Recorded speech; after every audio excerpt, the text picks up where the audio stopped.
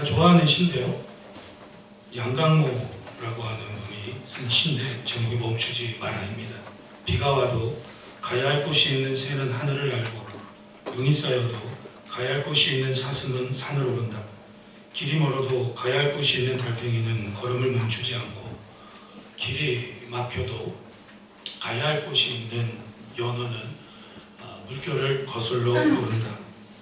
인생이란 작은 배, 그대 가야 할 곳이 있다면 태풍 불어도 거친 바다로 나아가라. 마음이 울적하거나 답답할 때 늘 하나님 말씀 묵상하고 기도도 하시면요, 하나님 이 세상에 우리에게 허락하신 주님 도구들이 많은데 그 중에 하나가 문학인데 좋아하는 시 몇 개가 있거든요. 이 시도 늘 이렇게 마음이 울적할 때마다 한 번씩 읽으면서 그래 맞아, 예수 믿는 그리스도인들에게 가야 할 길이 있지. 다른 사람 이쪽 길로 간다고 따라가고 저게 요즘에 저때 따라가고 그게 아니라 그냥 우리가 할 것만 하면 그게 축복이고 형통이고 행복이지.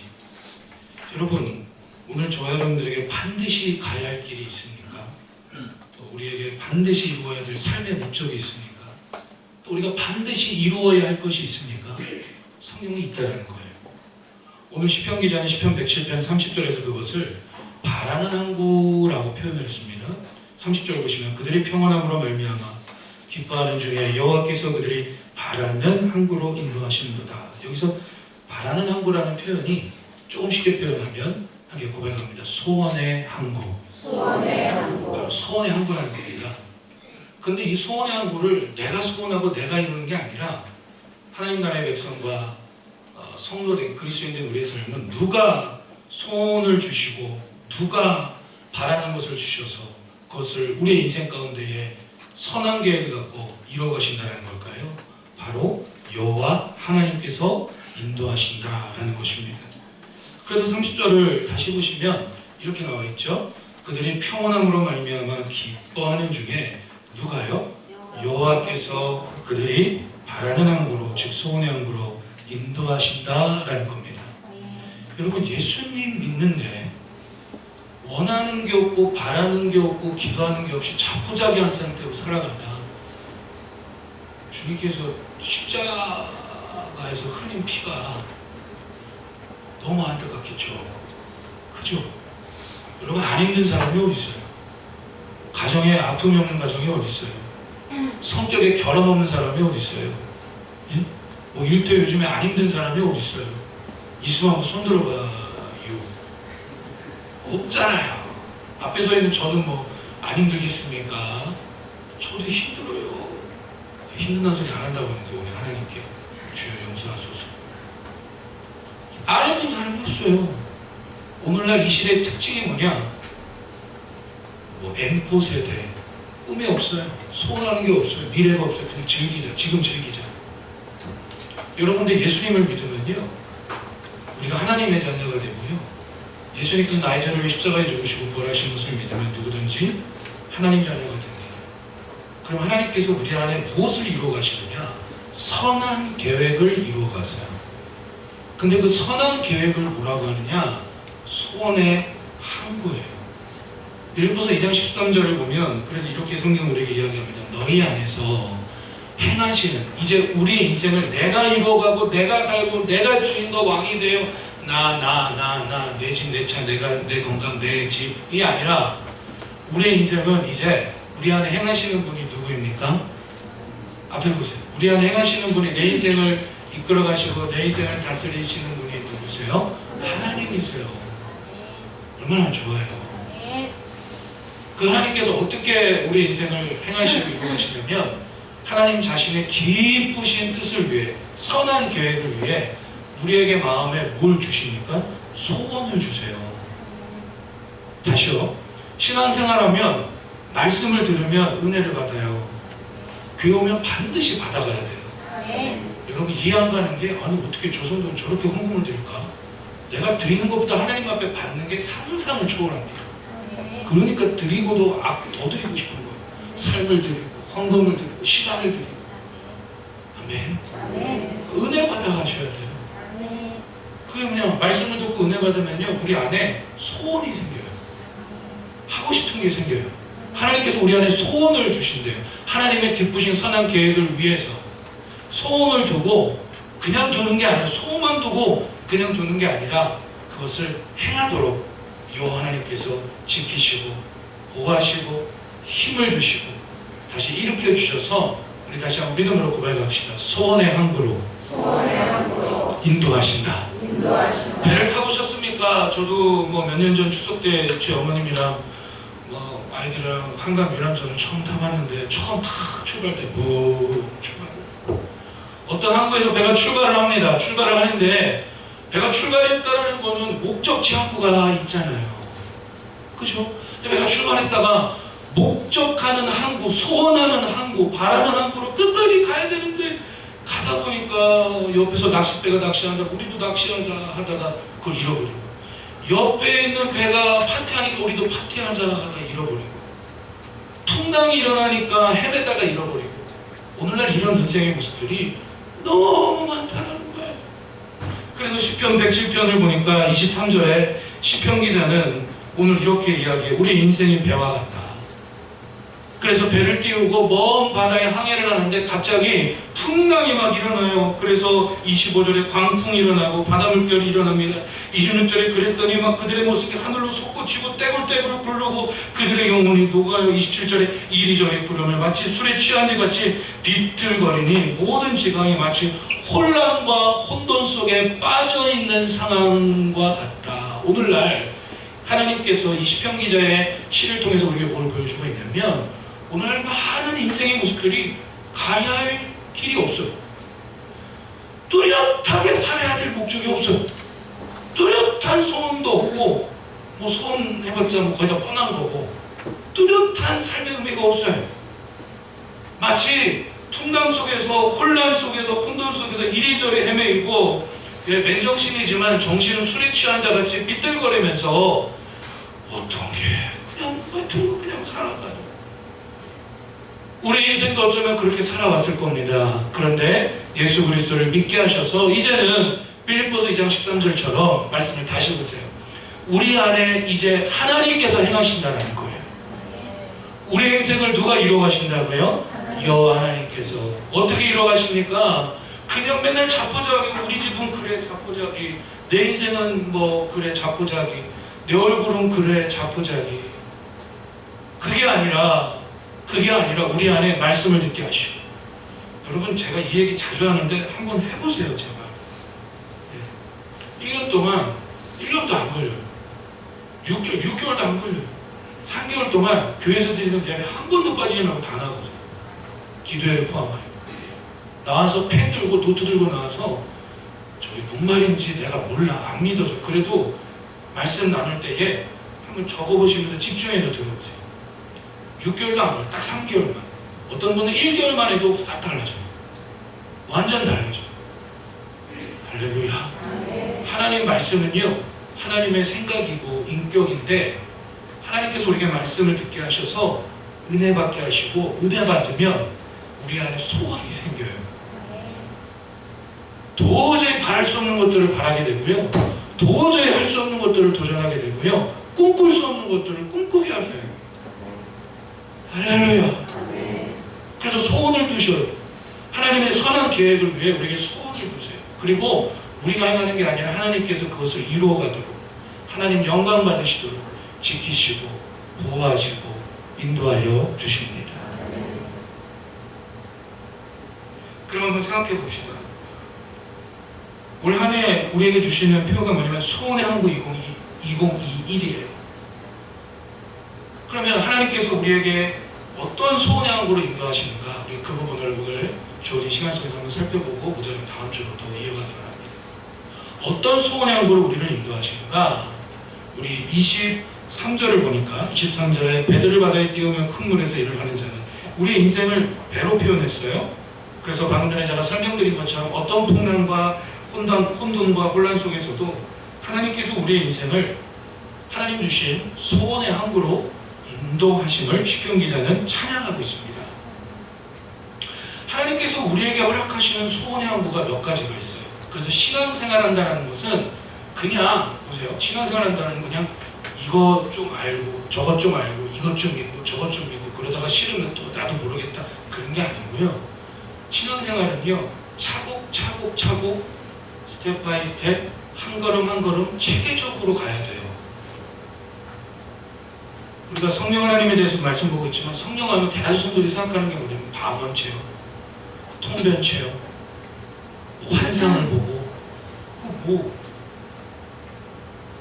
그게 나쁘다라는 게 아니라 잘못했다라는 게 아니라 성경이 이야기하는 성령 하나님의 가장 중요한 사역이 뭔지부터 정확하게 자세하게 조금 막 뜨거운 체험으로 뭔가 있을 것 같은데 그런 게 없을지라도 한 걸음 한 걸음 차분하게 체계적으로 우리 신앙생활이 이루어져야 해요. 그래 갈수록 빛을 발해요. 갈수록 형통해요. 그래서 하나님께서 우리를 하나님 자녀로 삼으시고 체계를 이루어가게 해서 신앙생활의 체계. 그래서 뭐냐? 제일 처음에는 예수 그리스도를 영접하는 거죠. 아니 예수님 믿는 게 제일 먼저잖아요. 여러분 예수 그리스도를 믿으십시오. 예수님을 믿는 게 먼저예요. 어저께 한 새벽 3시까지 지금 다음 세대 예배 애들이 난리 났어요. 제가 어저께 지난주에 베베 집사님에 대해서 말씀 나눴는데 다음 세대에서 똑같은 본문으로 보는데 좀 재밌게 설명했는데 숙제를 했어요. 로마서 1장부터 16장까지 읽고는 에버랜드 자유형권 그랬어요. 솔직히 작년 성도들 중에도 로마서 1장부터 16장까지 안 읽으신 분들이 많을 거예요. 그리고 솔직히 읽어도 무슨 말인지도 몰라요. 이게 진짜 세계 역사를 바꾼 하나님 말씀이거든요. 어떻게 새벽 한 3시 반까지 읽었대요. 막내딸 담배는 거 스트레스 받아가지고 아빠 이게 무슨 말이야? 아 그냥 읽어. 갑자기 큰딸 시내가 질문합니다. 아빠 의로움이 뭐야? 한 새벽 1시쯤 의로움이 뭐야? 의로움은 죄가 없다라는 거야. 죄가 없어야 원래 우리가 하나님 자녀가 되고 죄가 없어야 천국 갈 수 있는 거야. 근데 우리는 의롭지 않잖아. 그래서 우리 안에 있는 모든 죄를 대신 예수님이 십자가에서 담당하시고 우리가 원래는 가서 영원히 받아야 될 지옥 형벌과 심판을 예수님이 십자가에서 대신 담당하시고 예수님 안에 있는 죄가 하나도 없는 그 의로움을 우리에게 선물로 주셨어요. 그래서 하나님 아버지께서 우리를 보실 때에 원래는 우리의 과거, 현재, 미래 모든 죄가 그대로 있는데 여러분 잘 생각하세요. 착한 일 많이 한다고 죄가 사라집니까? 그냥 기분만 그런 거지. 무슨 TV 보면은 가끔 연예인들이 한동안 안 나왔다가 어디 나오냐면 KBS 그런데 차분한 프로그램이 나오잖아요. 어떻게 지내셨어요? 예, 요즘에 아프리카 가서 봉사 좀 하고 왔습니다. 오, 그러세요. 그거 한다고 해서 본인이 저질러놓은 과거, 현재, 미래 모든 죄가 사라집니까? 마음만 그런 거지? 아무 소용없어. 절간 가가지고 비로도 광덕산 둘레길 돌다 보면 이렇게 돌 쌓아놓고 빌잖아요. 막 빌어도 죄가 사라집니까? 안 사라져요. 그대로 다 있어요. 죄가 있다는 건 죄값 치르고 심판 받아야 되는 거거든요. 우리는 의롭지 않아요. 우리의 과거, 현재, 미래의 모든 죄가 그대로 다 있어요. 그리고 가장 큰 죄는 내가 삶의 주인과 왕이 되어 살아간 것이죠. 근데 우리 이제 예수님께서 대신 담당하시고 예수님 안에 있는 의로움을 우리에게 선물로 주셔서 마치 우리의 죄가 하나도 없는 것처럼 예수 그리스도께서 흘리신 그 보혈의 공로 안에서 우리를 하나님께서 그렇게 사랑으로 봐주시고 사랑으로 우리를 인정해 주시고 그래서 우리가 하나님의 자녀가 되고 더 이상 죄인이 아니라 오직 은혜로 믿음으로 의로운 자가 된 줄로 믿습니다. 이게 처음이에요. 예수님을 믿어야 돼. 그 다음에 신앙생활의 체계가 뭐냐? 예수님 믿는데 자포자기한테 그건 말이 안 돼. 함께 고백합시다. 포기는 긴장 담글 때. 네. 포기는 언제 쓰는 말이라고요? 긴장 담글 때. 긴장 담글 때 외에는 포기라는 말 써야 돼? 안 써야 돼? 안 써야 돼. 예수 믿는데 포기한다? 제가 최대한 쉽게 설명합니다. 여러분 세계 지도를 펼쳐놓고 못 살고 가난하고 찌들고 병든 나라를 보세요. 거의 다 예수 안 믿는 나라.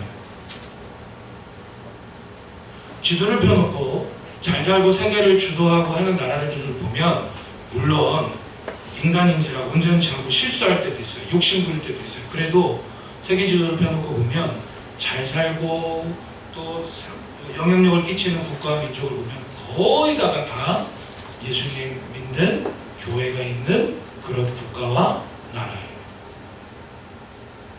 여러분, 예수님 믿는데 우리에게 포기란 없습니다. 포기를 내 마음에서 지우십시오. 죄가 되는 것 아닌 것은 다 배우세요. 죄가 되는 건 아닌 거는 다 도전하세요. 제가 해보고 싶은 것 중에 하나가 우리 남자 성도님들과 함께 동강 래프팅 하는 거. 우리 청년들이랑 하자고 담임 목사를 할 때부터 될 때부터 얘기했는데 싫을까 봐요. 그래서 아니 우리 래프팅 하는 거죠. 그럼 썰렁해요. 제주도 한라산도 가면 썰렁해요. 왜 그러나 몰라. 동강 래프팅. 두 번째로 하고 싶은 거 우리 장로님이랑 뛰들고 먼지 점프. 장로님! 2번 타자 조집사님, 심집사님, 3번 타자 쭉쭉쭉 응? 하면서 뭐가 보입니까? 주님이 보입니다. 죄가 안 되는 건 다 해봐야 돼요. 왜 아멘을 안 하세요? 눈빛이 아유 죄 되는 것만 그게 아니라 죄가 안 되는 건 다 해봐야 돼요. 할렐루야. 포기가 없어요. 여러분 배우세요. 도전하세요. 멈추지 마세요. 그래서 예수님을 믿으면 포기는 없어요. 왜냐? 주님의 부활을 믿는데 죽었다가 다시 사신 그 부활의 능력이 우리 안에 있는데 포기가 어디 있습니까? 그래요. 우리의 형편이 처음부터 대단한 형편이 아닐 수도 있고 우리의 모습이 처음부터 대단한 모습이 아닐 수도 있어요. 뭐 그러면 어때요? 우리 모습에서부터 한 걸음 한 걸음 한 걸음 예수 그리스도를 닮아가고 예수 그리스도를 따라가고 예수 그리스도를 쫓아간다면 누가 뭐라 하든 아까 그 시처럼 우리가 가야 할 길, 주님 인도하시는 그 길, 십자가의 길, 부활의 길 따라 뚜벅뚜벅 걸어간다면 그게 인생이고 그게 신앙생활이고 여러분 그게 성공이고 그게 행복인 줄로 믿으시면 다 함께 아멘 합시다. 그렇게 살면 되는 건데 자꾸 이 시대를 보면 틈만 나는 뭐 누군 그렇고 누군 그렇고 뭐 그게 뭐 내 인생도 아니고 먼저 그래서 우리의 인생의 뿌리 가운데 예수 그리스도가 있어야 돼. 그 다음에 하나님께서 소원의 왕국으로 인도하시는데 뭐냐? 예수 그리스도 위에 하나님 나라 비전을 세우고 하나님 나라 비전 위에 꿈이라고 하는 소원의 왕국을 세우게 하시고 꿈이라고 하는 소원의 왕국 위에 사명이라고 하는 소원의 왕국을 세우게 하셔서 자 보세요. 비전, 꿈, 사명이 있는 성도를 뭐라고 하느냐? 해피 바이러스. 들어보셨어요? 근데 이게 없는데 해피 바이러스다? 그건 오래 못 가더라고요. 제가 비전, 꿈, 사명하면 해피 바이러스 이렇게 해볼게요. 비전, 꿈, 사명 시작! 해피 바이러스. 좋은 바이러스. 주변의 사람들에게 행복을 흘려보내주고 꿈을 못해주고 그건 바로 예수 그리스도의 하나님 나라인 줄로 믿습니다. 그래서 소원의 왕국으로 인도하시는데 먼저 예수님을 믿게 하시고 포기가 사라져요. 말씀 듣고 은혜 받으면 그 다음부터는 체계적으로 건물이 세워지려면 체계적으로 세워져야 됩니다. 마구잡이로 세우면 부담해요. 신앙생활하는데 행복한 그리스도인들을 보면 이 세 가지가 튼튼하게 차곡차곡 세워져 있어요. 태어날 때부터 부모가 재산을 물려줬던 안 물려줬던 태어날 때부터 머리가 똑똑했던 안 똑똑했던 다니는 교회가 대빵 큰 대형교회든 중형교회든 소형교회든 개척교회든 섬에 있는 교회든 미국 LA에 있는 교회든 상관없어요. 하나님은 내 갈 길 하나님께서 인도하시는 사랑하는 아들아 사랑하는 딸아 이제 내가 너의 인생을 행할 테니 내가 인도하는 저 소원의 항구로 함께 가자. 그래서 그 인도하심을 따라가면 여러분 그것이 행복한 삶의 모습인 줄로 믿습니다. 근데 신앙생활 하는데 보세요. 안 행복해요. 불행해. 왜 불행하느냐? 체계가 없어요. 이쪽엔 방언 시험도 있고, 이쪽엔 뭐 기동답도 있고, 이쪽엔 창세기가 있고, 이쪽에는 뭐 여러 가지가 있는데 이게 체계적으로 쌓아줘야 되는데 그게 아니라 듬성듬성 있다 보니까 불안한 거예요. 자, 제가 질문 드립니다. 하나님께서 인도하시는 소원의 항구가 세 가지가 있어요. 그게 뭐죠? 비전, 꿈, 사명. 이 비전, 꿈, 사명이 세워져 있는 성도의 삶은 어떻다고요? 해피바이러스, 행복해요. 할렐루야. 장애가 있든 없든 돈이 많든 적든 그걸 뛰어넘는 행복한 삶을 살아요. 할렐루야. 이제 축복의 통로교회는 이 세 가지를 중심으로 성령의 충만함과 성령의 역사를 중심으로 이 와동의 꿈을 제시하는 축복의 통로로, 와동의 소망을 흘려보내주는 축복의 통로로 하나님께서 세워가고 계십니다. 여러분들을 사용하고 계십니다. 그래서 첫 번째 인도하시는 소원의 항구, 비전이 뭐냐? 비전은 이런 거예요. 인생의 최종적인 그림, 가장 큰 그림, 청사진이라고 하죠. 우리가 인생을 살아갑니다. 누구든지 뭐 학교도 다니고 공부도 하고 가정을 이루고 하는데 도대체 뭐 올해 평균 연령이 거의 80, 100세 시대인데 그 수십 년 동안 살면서 도대체 나는 내 인생에 어떤 그림을 그려가는가? 가장 큰 그림. 건물이나 아파트 공사할 때에 청사진이라고 하죠. 이 그림, 이 건축이 완성됐을 때에 이런 모습일 겁니다라고 하는 그런 청사진처럼 이제 예수 그리스도를 영접한 우리의 삶 속에 하나님께서 어떤 소원의 항구를 주시느냐? 우리의 모든 인생을 통해서 하나님 나라의 통치를 받고 나타내는 축복의 통로로, 제자로, 즉 저희 교회 이름이고 비전이죠.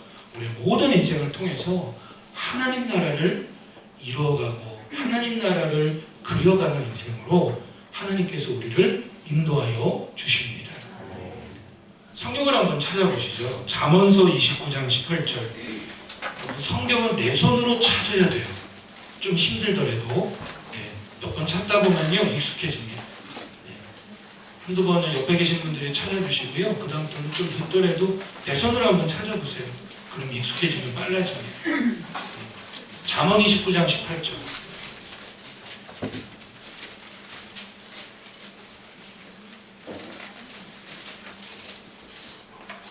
잠언 29장 18절입니다. 우리 함께 읽어봅니다. 시작. 묵시가 없으면 백성이 방자히 행하거니와 율법을 지키는 자는 복이 있느니라. 아멘. 자, 다시 보세요. 묵시가 없으면 백성이 방자히 행한다. 여기서 말하는 묵시는 하나님 말씀이고 율법인데 하나님 말씀이 우리 안에 들려주고 은혜를 받으면 먼저 세워주시는 소원의 항구가 비전이에요. 그래서 하나님 나라 비전이 없으면 우리의 인생은 백성이 방자히 살아가게 된다. 방자다라는 말은 막 살아간다는 거예요. 막 살아가요. 그러나 율법을 듣고 율법을 지키는 자는 하나님 나라 비전이고 소원의 항구를 따라 살기 때문에 그 인생에 뭐가 있다고요? 복이 있다. 여러분 하나님 우리에게 복 주시는 분입니다. 예수 믿으면 복을 받습니다. 행복합니다. 우리 믿으시면 더 크게 하면 되실까요? 할렐루야. 오늘날 이 세상을 보세요. 그냥 막 살아가요. 막 살아가요. 가정도 막, 결혼도 막, 자녀도 막, 직장도 막, 돈 버는 것도 막 살아가는 모습이 너무 많아요. 왜냐? 뚜렷한 인생의 첫 번째 소원의 항구인 하나님 나라 비전이 없기 때문이에요. 도대체 결혼을 왜 해야 됩니까? 하나님 나라를 이루어가기 위해서. 여자친구 남자친구 만나고 헤어질 때 왜 헤어져야 됩니까? 하나님 나라를 이루어가기 위해서. 애를 왜 낳아야 됩니까? 하나님 나라를 이 땅에 이루어가고 증거하기 위해서. 돈을 왜 벌고 왜 써야 됩니까? 하나님 나라를 이루어가기 위해서. 왜 여행 가고 왜 휴가가 있고 왜 쉬고 왜 쇼핑 보고 다음 주 우리는 영화를 왜 봅니까? 교회에서 하나님 나라를 이루어가기 위해서.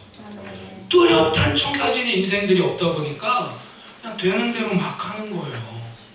어저께 우리 조카가 와서 서울대학교 다니는 조카가 와서 특강도 했지만 제일 많이 나왔던 표현이 뭐냐면 하나님. 공부할 때 수학 문제가 안 풀리면 성경님 이거 어떻게 풀어야 될까요? 공식이 생각이 안 나요. 가로 열고 A 플러스 B 가로 닫고 제곱은 A 저는 안 돼요 그게. 기도하면서 공부한 거예요. 아멘. 여러분 우리 인생이 그래요. 뚜렷한 청사진이 없으니까 그냥 되는 대로 하다가 싫으면 그냥 하다가 좋으면 저쪽으로. 그게 아니라 하나님께서 우리 인생을 행하시고 이끌어 가시는 소원의 항구가 있다는 거예요. 그래서 잠언 19장 18절에 나온 것처럼 묵시가 없으면 백성의 방자의 막걸리가. 성경에 어떻게 남녀가 만나야 되는지 나와요. 어떻게 헤어져야 되는지 나와요. 어떻게 결혼하는 게 하나님 나라를 이루어가는지 나와요. 어떻게 애를 낳고 어떻게 교육해야 하나님 나라를 이루어가는 행복한 행복 바이러스가 되는지 나와요. 죽을 때도 막 죽는 게 아니에요. 어떻게 죽음을 맞이하고 죽는 게 하나님 나라를 이루고 끝까지 행복의 길인지를 성경은 제시해요.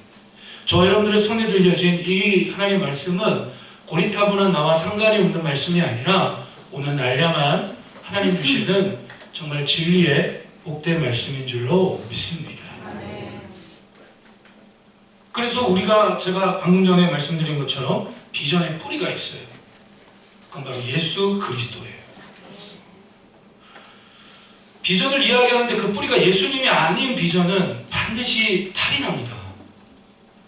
우리가 초심으로 돌아가자라는 말은 우리의 비전의 뿌리에 정확하게 예수 그리스도가 있는지 아니면 예수 그리스도와 다른 게 비빔면처럼 비벼져 있는지를 다시 한번 점검하자라는 겁니다. 목회자인 제 자신부터.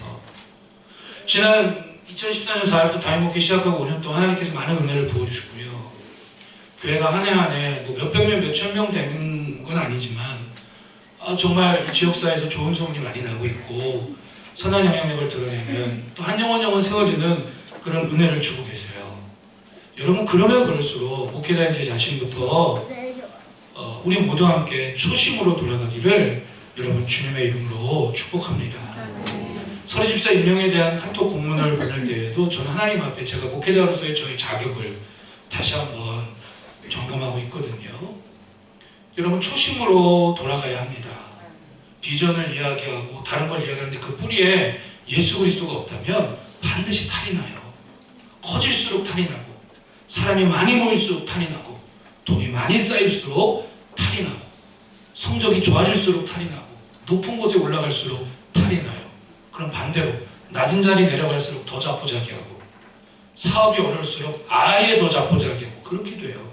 여러분 반드시 하나님께서 인도하신 첫 번째 소원의 항구가 하나님 나라 비전인데 그 뿌리에 예수 그리스도가 튼튼하게 세워져 있기를 여러분 축복합니다.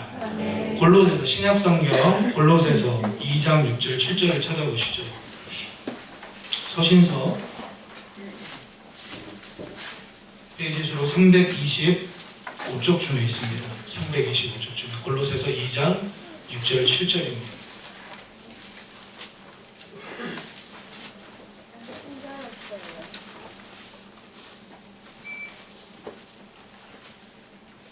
함께 읽어보겠습니다. 시작. 그러므로 너희가 그리스도 예수를 주로 받았으니 그 안에서 행하되 그 안에 뿌리를 박으며 세움을 받아 교훈을 받은 대로 믿음에 굳게 서서 감사함을 넘치게 하라. 아멘. 자 보세요. 그러므로 우리가 그리스도 예수를 무엇으로 믿고 영접하고 받았습니까? 삶의 주인과 왕. 그랬으니 믿는다라고만 말하지 말고 주님 안에서 행하며 삶의 체계를 세워가라는 거예요. 7절에 모든 삶의 모습을 모든 비전을 그리스도 안에 뭘 박아요? 뿌리를 박으라. 저는 어떤 분들이 가끔 비전 꿈 얘기를 하면 저는 뭘 보느냐 그 비전의 출발이 그 꿈의 출발이 누구로부터 출발되었는지 그걸 보면 알아요. 그리고 그 출발점이 어떤 사상과 어떤 가치관을 갖고 출발했는지를 보면 다 파악이 돼요. 좋은 회사, 건강한 기업, 좋은 교회를 보면 비전이 정확해요. 여러분 축복의 통로교회는 비전이 정확한 교회여서 감사합니다. 우리의 비전의 뿌리에 늘 초심으로 돌아가서 예수 그리스도가 우리의 비전의 뿌리가 되어서 그 안에 뿌리를 받고 그 다음 뭐라고 하냐면 7절에 세움을 받아 교훈을 받은 대로 하나님 말씀을 들은 대로 믿은 대로 어디에 굳게 섭니까? 믿음에 굳게 서서 감사가 넘치는 삶을 살아갑시다 라고 성경은 우리에게 이야기하고 있습니다. 자, 예수님을 먼저 믿게 하시고요. 그 다음에 건물을 세워가듯이 비전, 하나님 나라 비전을 세워가게 해요. 우리가 살아가는 모든 이유와 목적, 아까 첫 번째 나눴던 그 시에 나오는 멈추지 말고 가야 할 길이 뭡니까? 어떠한 상황에서도 하나님께서 우리의 인생을 이끌어 주시는데 우리의 삶을 통해 하나님 나라를 그려가는 이 땅이에요. 그래서 누군가가 저 여러분들의 가정을 이뤄가는 방식을 볼 때, 돈을 버는 방식과 쓰는 방식을 볼 때에 뭔가 다른 것 같아. 뭔지 모르겠는데 그게 뭐냐? 하나님 나라 방식으로 살아가는 행복한 모습인 줄로 믿습니다. 두 번째 소원의 항구는 뭐냐면 꿈입니다. 예수 그리스도가 비전의 뿌리고요. 그 위에 하나님 나라 비전을 소원의 항구로 세우게 하시고요. 하나님 나라 비전 위에 꿈을 세워가게 하세요. 꿈이 뭐냐면 하나님 나라 비전을 구체적으로 실현하기 위한 도구, 무기가 되는 게 꿈이에요. 어저께 이제 고등학생 아이들이 한 8명, 10명 온 것 같은데 오랜만에 왔는데 1층에서 이제 특강을 했는데 이렇게 간식 먹는 시간에 이 녀석들이 막 기특기특하고 막 웃어요. 그래서 제가 왜 웃는가 이렇게 봤더니 글쎄 걔네들이 그 1층 카페에 제일 좋은 책들이 많이 있거든요. 그 책을 꺼내서 읽고 있더라고요. 읽고 있는 게 뭐냐면 이렇게 펼쳐서 읽고 있다는 게 아니라 제목을 보고 막 웃고 있어요. 그래서 제가 무슨 말한 제목이 있나? 봤더니 딱 꺼내드린 책이 뭐냐면 스테디셀러 몇십 년 동안 전 세계적으로 많은 그리스도인들이 읽는 책을 딱 뽑은 거예요. 근데 왜 웃나 하고 봤더니 그 제목이 뭐냐면 돈, 섹스, 권력이에요. 이런 반응이 나올 줄 알았어요. 저는. 그걸 보고 아주 막 웃어요. 왜냐면 그 의미를 모르니까 그냥 그 자체만 보고 웃는 거예요. 여러분 보세요. 돈, 섹스, 권력은 하나님 나라 비전을 이 땅에 구체적으로 실현하기 위한 하나님께서 우리에게 허락하시는 도구와 무기, 즉 꿈이 됩니다. 뭐가 된다고요? 꿈이 돼요. 보세요. 섹스라고 하는 건 나쁜 표현이 아닙니다. 성경에 하나님께서 거룩하게 창조해 주신 남성, 여성을 섹스라고 표현합니다. 근데 죄가 들어오면서 이상, 냉통, 꼬랑탕하게 사람들이 만들어서 그런 거지 그렇지 않아요.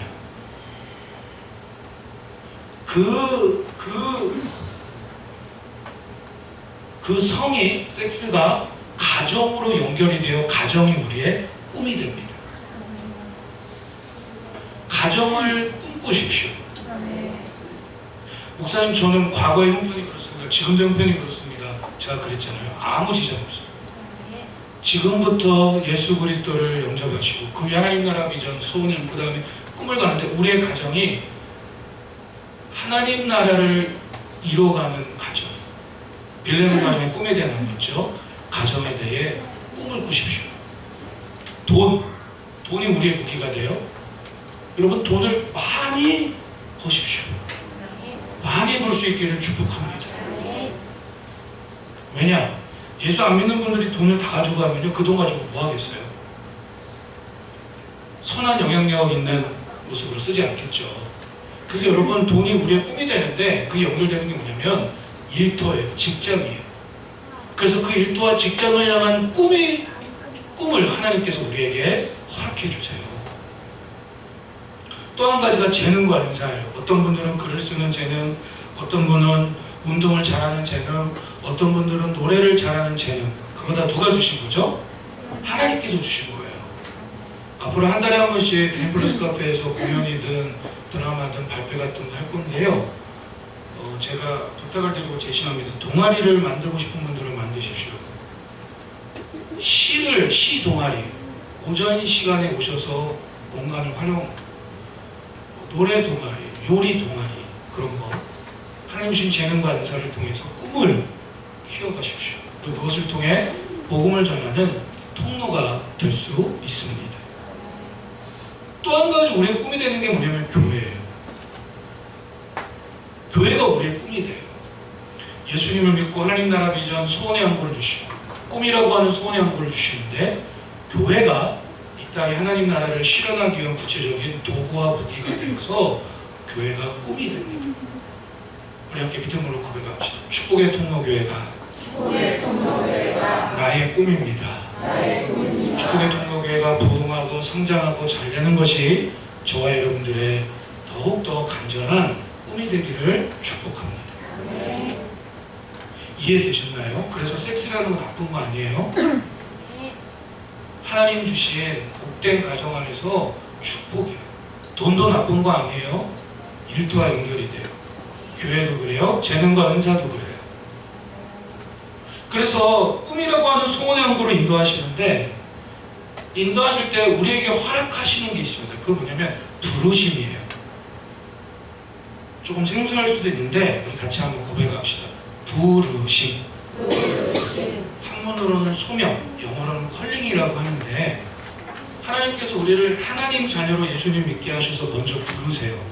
세상의 모든 사람들이 다 예수님 믿는 게 아니잖아요.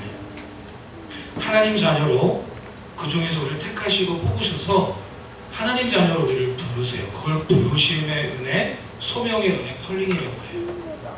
그리고 하나님 자녀로만 부르시는 게 아니라 우리를 어디로 부르시냐면 지금 우리가 보고 있는 내가 어떤 교회에서 신앙생활을 하고 하나님 나라를 이루게 될지 교회로 나를 부르세요. 가정으로 부르세요. 일터로 부르세요.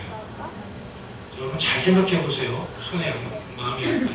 마음에 손을 얹고 양심적으로 오늘날 많은 사람들이 꿈 얘기를 하는데 꿈 얘기를 하는 사람들이 뭐 줄어드는 것 같지만 그래도 꿈 얘기를 하는 분들이 있더라고요. 꿈 얘기를 하는데 그 꿈 이야기를 듣다 보면은 결론은 뭐냐?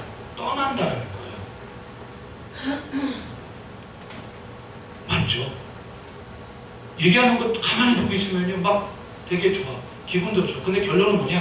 집을 떠나고 내가 사는 데를 떠나고 교회를 떠나고 가정을 떠나고 대한민국을 떠나고 그게 뭐 그게 거의 다 그러더라고요. 근데 성경이 말하는 꿈은 하나님께서 우리에게 허락하시고 인도하시는 소원의 항구는 떠나는 게 아니에요.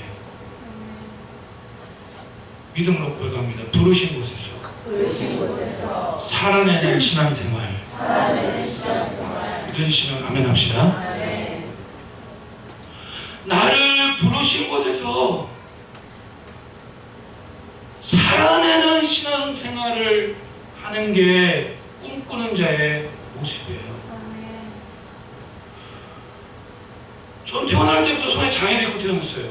뭐 이렇게 태어나고 싶으면 태어났습니까? 하나님께서 저를 이렇게 부르셨는데 근데 이 상황에서 내가 떠나고 싶어 뭐 유체 이탈이에요? 아니잖아요. 저 하나님 자녀로 부르시고 교회로 부르셨어요. 안 사는데 내보게 하셨어요. 그냥 여기 온 게 아니고 여기서 교회를 이루어가요. 교회가 제 인생이고 꿈이에요. 물론 하나님의 교회지만 이런 한 달 동안 사역면담하고 꿈에 대해 나눴는데 제가 기도하면서 하나님께서 그런 마음 주시더라고요. 이 목사 네 꿈은 뭐냐? 저도 모르게 바로 튀어나온 데는 뭐냐면 축복의 통로교회 성도들이 잘 되는 겁니다. 그게 제 꿈이에요. 근데 만약에 제 꿈이 여기를 떠나는 겁니다. 이렇게 해서 잘 돼가지고 여기를 떠나는 겁니다. 그게 어떻게 꿈이에요? 현실, 그 다음에 뭐라고 하죠? 도자를 시작해요. 그렇죠. 그거 현실 높일 수도 있어요. 하나님은 꿈을 주시는데 나를 부르신 곳이 교회예요. 그 교회가 섬에 있든지 산에 있든지 대형교회든지 작은 교회든지 상관없어요. 거기서 신실하게 살아내는 거예요. 다 자매합시다. 버텨내는 거예요. 우리가 오늘 왜 예배 드립니까? 살라고 예배 드리는 거지. 우리가 오늘 왜 모였습니까? 말씀 듣고 은혜 받고 소망하고 살아내려고 버텨내려고 어떻게든지 포기하지 않고 살아보려고 여러분 교회 온 줄로 믿습니다. 그게 아니라 그냥 왔다가 그런 게 어디 있어요? 우리를 하나님 자녀로 부르시고 교회로 부르세요. 그리고 가정으로 부르세요. 태어날 때부터 가정에 다 좋은 형편이면 얼마나 좋겠어요. 안 그런 집들이 더 많고 저희 집도 그랬어요. 어머니 아버지가 신앙생활 잘하다가 삐딱강 터가지고 하나님께서 한번 뻑 치시니까 사업이 망하고 두 분 다 이혼하시고 새어머니랑 사람 막 하여튼 뭐 그래요. 근데 그곳에서 제 꿈꾸는 게 뭐냐면 이 집을 떠나게 하여 주옵소서. 저는 좋은 대학교를 가서 기숙사 대다수 아이들이 청소년 때 방황할 때 꿈꾸는 게 이거예요. 기도를 하다 기도 제목이 생겼대요. 전도사를 사서 뒷꿈이 뭐냐, 목사님 저는요 스카이를 가가지고요 떠날 거예요. 떠난다고 해서 떠나는 거 한 명도 못 봤어요. 여러분 그건 꿈이 아니에요. 꿈은요 나를 부르신 가정이 우리 만남은 뭐가 아니에요. 노사연 씨 집사님이거든요. 우연히 그런 거예요. 지금 나랑 함께 거하고 있는 그 아내와 그 남편, 그 자녀가 어쩌다가 목기시라도 스쳤는데 우리가 그런 게 어디 있어요? 신앙 안에서 인연은 없습니다. 신앙생활 안에서 우연이라는 건 없습니다. 신앙생활 안에서 철학도 없습니다. 아까 그랬잖아요. 10편 107편 아까 몇 절입니까? 우리 다시 한번 말씀으로 돌아가 한 번 더 다시 마음의 새김을 읽어봅시다. 10편 107편 아까 몇 절이었죠? 자, 우리 한번 읽어봅니다. 10편 107편 30절 시작. 그들이 평온함으로 말미암아 기뻐하는 중에 여호와께서 그들이 바라는 항구로 인도하시는 도다. 아멘. 우연 없어요. 하나님께서 다 인도하신 하나님의 절대 주권, 하나님의 섭리예요. 물론 우리의 책임도 있어요. 말씀에 순종하면 더 복된 길로 가죠. 할렐루야. 오늘날 많은 사람들이 꿈꾸는 게 하나님 나를 이 가족으로 부르셨다는 그런 꿈은 없으니까 살아내려고 하지 않고 버텨내려고 하지 않고 어떻게 하면 그냥 떠나가려고. 일터도 마찬가지예요. 일터로 우리를 부르세요. 물론 평생 직장은 없지만 그 일터에서 돈벌이 수단이 아니라 그 일터와 직장을 섬기는 하나님 나라를 이루는 그런 직장이 될 때에 그 일의 가치와 돈의 가치가 달라질 줄로 믿습니다. 또 하나님께서 그 일터와 사업장을 물질적으로도 복 주실 줄로 믿습니다. 여러분 살아내십시오. 이번 주에 제가 구정 때 우리 원로 목사님과 만나면서 그런 얘기 했다고 했잖아요. 저를 보면서 1층 공부할 때에 사실 원하고 말하고 기도하는 데 조용히 앉아주세요. 시간이 진짜 빨리 가네요. 자, 집중하세요. 마지막 안 기도하겠습니다. 이번에 공사할 때 솔직히 제일 말이 많아야 될 사람, 제일 자기 주장을 해야 될 사람은 원로 목사님이에요. 서울에서 30년 이상 목회하고 하나님 주신 그 모든 재산을 다 팔아서 이 교회가 공장으로 넘어가려고 했던 거를 다 하나님께 드려서 교회에 있게 하고 시작한 교회예요. 2004년 3월 23일에. 아멘? 그럼 공사할 때 오셔서 이 목사님 이거 왜 이렇게 해? 벽 왜 허물어? 창 왜 이렇게 해? 테이블 왜 이런 거나? 색깔 이런 거 왜? 조명 그거 왜 달아? 수도 없이 말할만 한데 제가 아예 얘기도 안 했어요. 얘기도. 왜냐면 뭉태하실 때 저한테 그랬어요. 그 앞에 같은 거 할 생각하지 마. 기도만 해. 막 그러셨거든요. 근데 아무리 기도해도 응답이거든요. 아무리 기도해도 성령님 인도하시고 하나님 인도하시거든요. 목사님한테 전화도 하고 그냥 진행했어요. 근데 여기 동네에 가끔 들리시는데 한 번도 안 오시는 거예요. 그런데 이제 밑에 바닥에 포탈 깔고 폴딩도 하고 조명 다 다니까 완전 분위기가 달라졌거든요. 그때 딱 오시면서 하는 얘기가 뭐냐면 너무 흐뭇해하세요. 그러면서 그래요. 내가 왜 안 하는 줄 알아? 만약에 이 목사 지금 이거 하는 게 성령님께서 행하시고 하나님께서 행하시는 건데 내가 와서 괜히 내 욕심 때문에 방해할까봐 나도 계속 기도하다가 지금 와서 그러네. 여긴 어디야? 여자들이 잘했네. 여자라셔도 조금 여긴 어디야? 주어 다 드렸네. 잘했네. 너무 좋았어. 여기가 이렇게 넓었나? 자기 주장 하나도 없어요. 오히려 성령 하나님 행하시는 일을 방해할까봐 기도 많이 하셨대요. 그러면서 이번에 부정 때 가서 얘기하는데 저를 보면서 교회가 부흥되고 성도들이 모이고 어쨌든 이렇게 잘 되는 게 보이니까 흐뭇해하시면서 저한테 그래요. 이 목사 처음에 교회 시작할 때에 밖에서 마당 쓸고 있는데 동네 지나가는 주민들이 아니 교회를 하려는 말이에요. 다른 데 가서 해야지. 와동에 와가지고 해가지고 안 돼. 와동은 교회가 안 되는 동네예요. 이 상가 건물마다 보세요. 교회 들어갔다 나갔다 들어갔다 나갔다 오고 안 되는 이유를 얘기해 줄게요 해가지고 얘기했더니 한 15가지가 있었던 거 알아? 저 기억이 하나도 안 나요. 왜냐? 다 극복했으니까 저희 교회. 이럴 때 하면은 수준이 높아. 다 극복을 했으니까. 근데 한 가지 기억이 나요. 그게 뭐냐? 중앙도로에서도 보이지도 않는 교회 누가 찾아와. 그래가지고 구정 때 끝나고 이제 다시 여기 와동에 오시면 식사하면서 그 15가지를 좀 적어달라고 하려고 했는데 아닌 게 아니라 제 마음 하나님께서 아셨는지 그냥 알아서 오셨더라고. 이번 주 화요일인가? 아침에 오셔서 카페에서 차를 먹는데 저한테 씩 웃으면서 내가 적어왔어. 그러더라고요. 말도 안 했는데 내가 적어왔어. 잘 들으세요. 저희 교회가 와동에서 문을 닫을 수밖에 없는 이유, 자포자기할 수밖에 없는 이유, 주변에 사는 동네 이웃들이 얘기했던 거예요.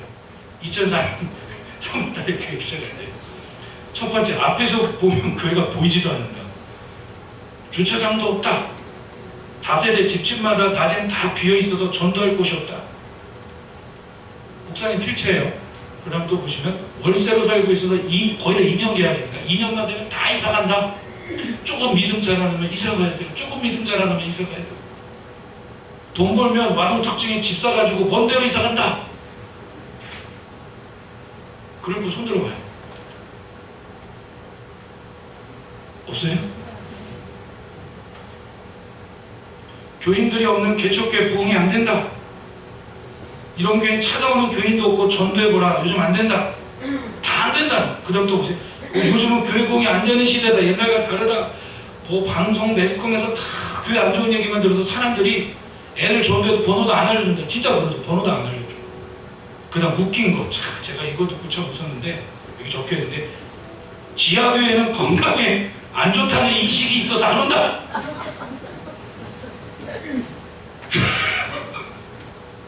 저희 교회 예배실이 지하에 있잖아요.